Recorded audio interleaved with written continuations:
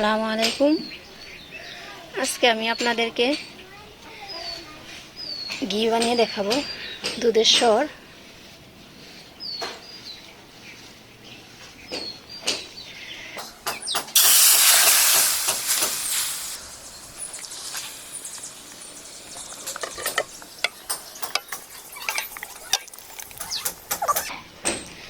এখানে প্রায় 2.5 কেজি স্বরের মতো আছে। জাল দেওয়ার পরে দেখি কতগুলা ঘি ওঠে।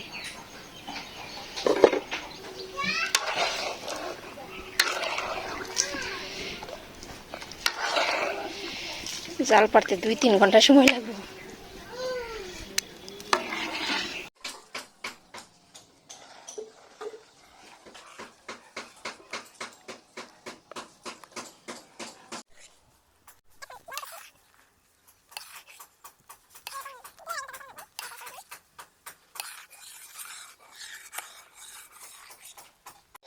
এই পর্যায়ে অনেক খেয়াল করে নাড়তে হবে, নয়তো নিচে ধরে যাবে, নয়তো বলক উঠা পড়ে যাবে। 1 ঘন্টা জাল করার পরে এরকম হয়েছে।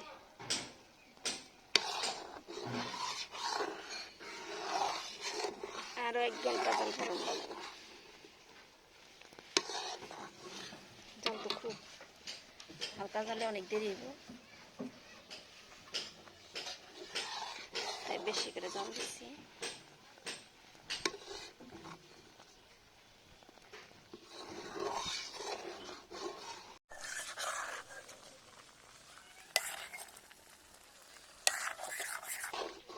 নিচে বেশি লাগার সম্ভাবনা থাকবে, কারণ এইভাবে তারা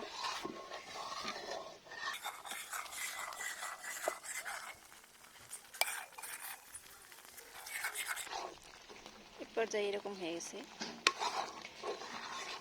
এখন ঘি উঠতে শুরু করবে, তার মধ্যে তেলের একটা ভাব এসে গেছে।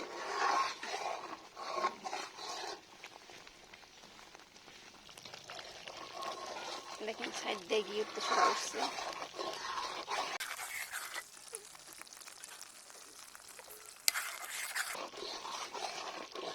অনবরত নাড়তে হবে।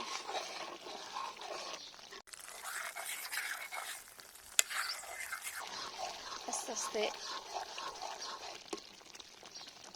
দুধের কালারটা গাঢ় হইতে থাকবে আর তেল উঠে আসবে।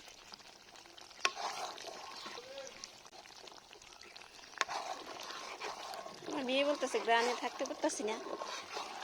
হাতে বানেন না জিনিসের মজা আলাদা, গ্রানি আলাদা। যদি অনেক গরম লাগতেছে, কিন্তু কি করবো, ভালো জিনিস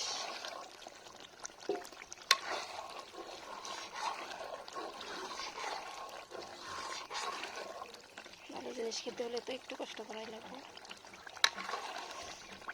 দুধের স্বরগুলো যত কালার পরিবর্তন হবে, ঘিটা তত গাঢ় হবে।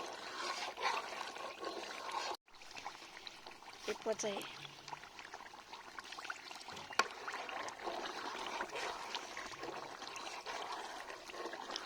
জাল পাড়া রাখবো।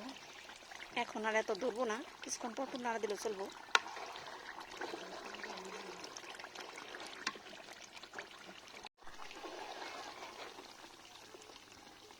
এখানে এগুলা দুধের স্বরের কালার পাল্টে যাবো, আর ঘির কালারও আরো টকটকাইব।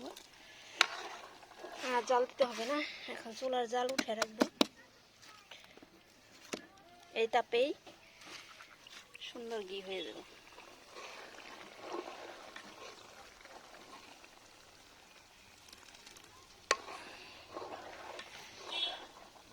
ঘির এই ছানাগুলো যদি ভাজা ভাজা না হয়, তাহলে ঘিটা গাঢ় হবে না। চুলার তাপে ভাজা ভাজা হয়ে যাবে।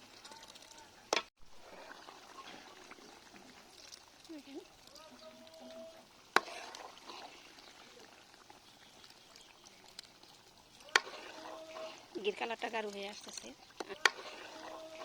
ঘির কালারটা গাঢ় হয়ে আসতেছে, আর ছানাগুলো ভাজা ভাজা হয়ে, আর একটু ভাজা ভাজা হইব।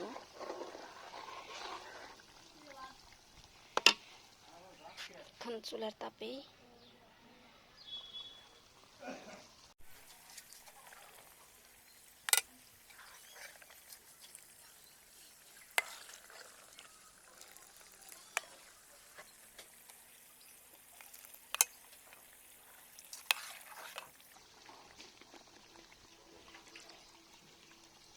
দুধের শরটা ভাজা ভাজা হয়েছে, আর 2-3 মিনিট রেখে আমি চুলা থেকে নামিয়ে ফেলব।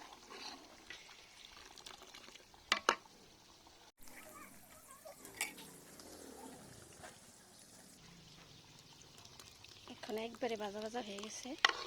এখন আমি চুলার থেকে নামিয়ে ফেলবো। ঠান্ডা হওয়া পর্যন্ত কড়াইতে থাকবো। সেকে আপনাদের দেখাবো কতখানি ঘি হয়েছে।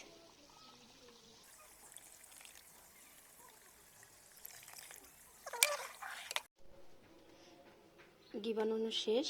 এখন কাচের বয়মে করব।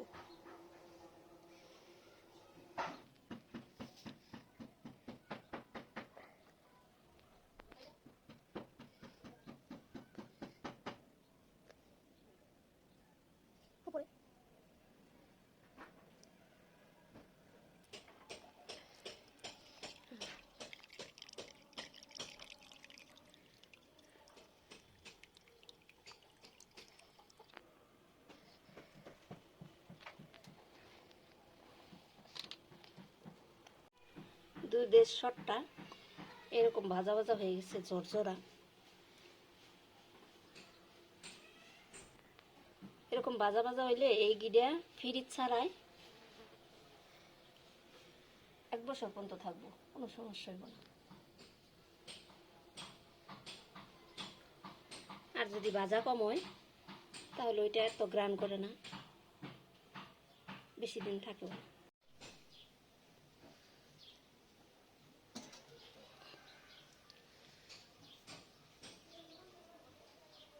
বয়মটার ওজন 100 গ্রাম, 900 গ্রাম ঘি আছে। 2 কেজি মাখনে থেকে 900 গ্রাম ঘি উঠছে, পিওর ঘি। ধন্যবাদ সবাইকে আমাদের ভিডিওটা দেখার জন্য।